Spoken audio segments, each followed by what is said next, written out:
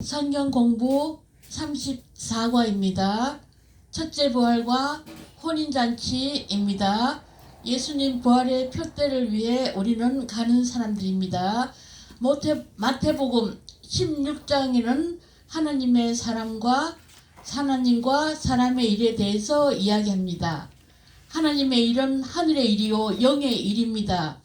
하늘의 일은 예수님이 죽으시고 부활하셔야 되는 것인데 그것은 하늘의 일이고, 땅의 일, 사람의 일은, 사람의 생각은 예수님이 오래 계셔서 함께 하는 것인데, 그러나 예수님은 하늘의 뜻을 이루기 위하여 이 땅에 오셨기에 죽음은 과정에 불과하고 목표는 영의 부활의 목표를 위해서 하늘 몸, 신령한 몸을 입는 것이 진정한 부활입니다. 하늘에 속한 자가 되려면 하늘의 형상을 입은 부활을 맛보아야 합니다. 또한 우리가 결혼에 대해서 언급을 했는데 우리의 결혼은 예수님과의 결혼입니다. 그러나 실질적인 혼인잔치는 아직 이루어지지 않았습니다. 그러나 우리가 이 땅에서 침례를 받을 때 우리는 예수님과 결혼해서 한 몸을 이루었습니다. 그러나 진짜 결혼식은 영이 신령함을 입을 때 진짜 결혼식이 일어납니다. 구약과 신약을 통해서 어떻게 부활이 설명되고 있으며 혼인잔치가 어떻게 설명되고 있는지 살펴봅니다. 구약은 모형이요 예표요 그림자이기 때문에 사람을 통해서 구약의 선진들을 통해서 우리가 이야기를 듣습니다. 세 사람의 예를 들었습니다.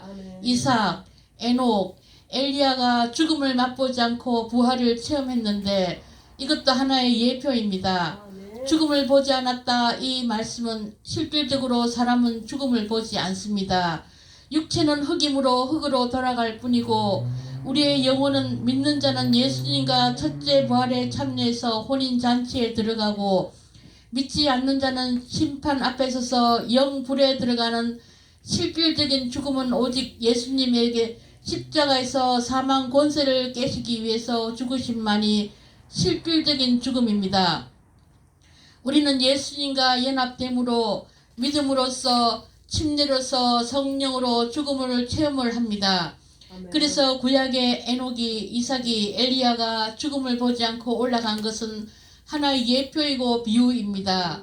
구약에서 결혼은 하나님께서 인간들을 불쌍히 여기셔서 긍휼히 여기셔서 우리와 결혼을 이루신 모습을 보여주는데 구약에서 하나님이 우리와 결혼을 하기 위해서는 공의가 필요하고 은혜가 필요합니다.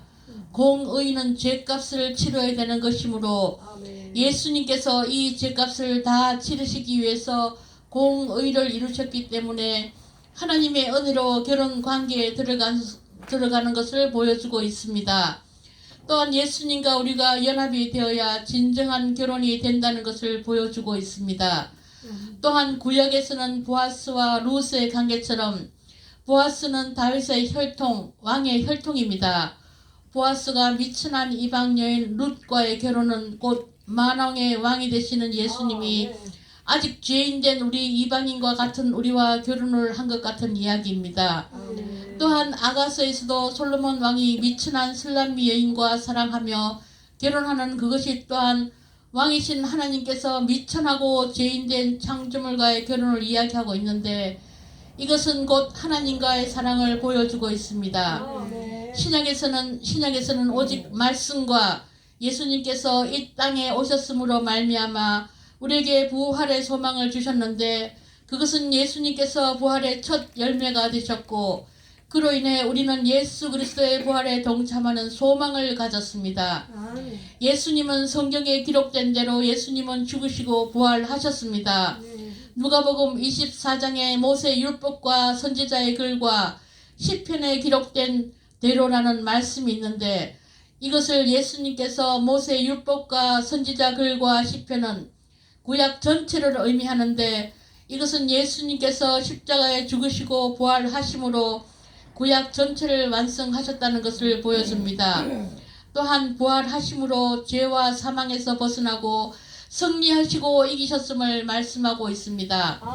육체가 있는 동안은 마귀의 유혹과 마귀의 핍박과 꼬임에 빠져 좌로나 우로나 치우치며 실수와 실패를 할 때가 많이 있습니다. 이것은 육체가 있는 동안 잠시 잠깐입니다. 육체가 없으면 땡입니다. 이 육체가 있는 동안 마귀의 속임에 빠지고 또한 기회도 있습니다.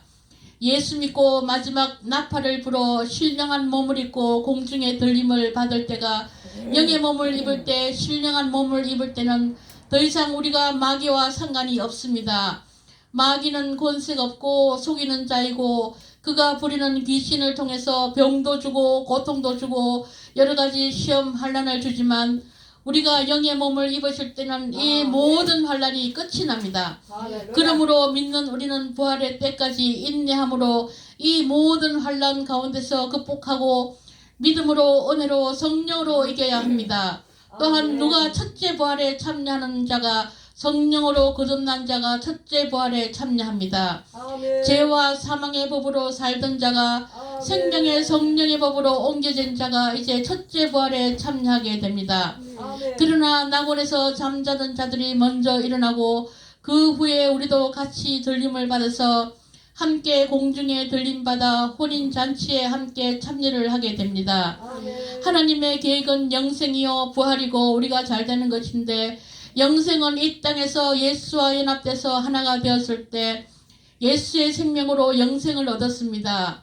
부활은 마지막 때 예수님 공중 재림하실 때 우리가 호련히 변화되어 첫째 부활에 참여할 때 부활의 성취가 이루어집니다.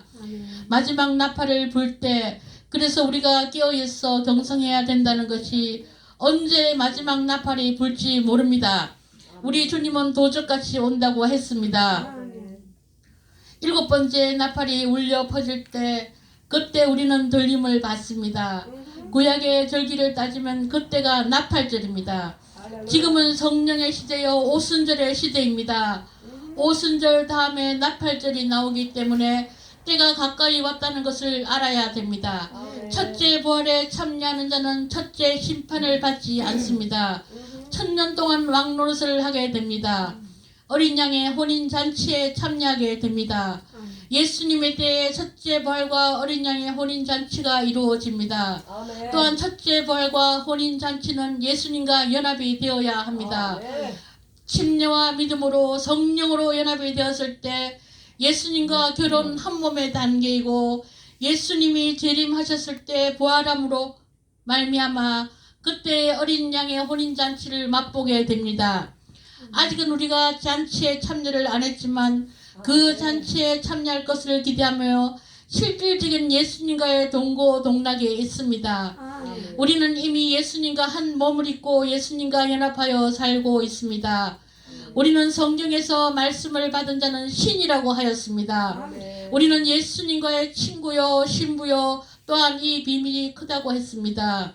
교회가 곧 예수님의 신부입니다. 예수님과 하나가 되어 있는 각 사람 한 사람이 교회이며 예수님의 신부입니다. 교회는 건물이 아닙니다. 결혼은 단지 비유일 뿐이지 우리는 실질적으로 예수님과 결혼을 하였습니다. 예수님과 연합했습니다.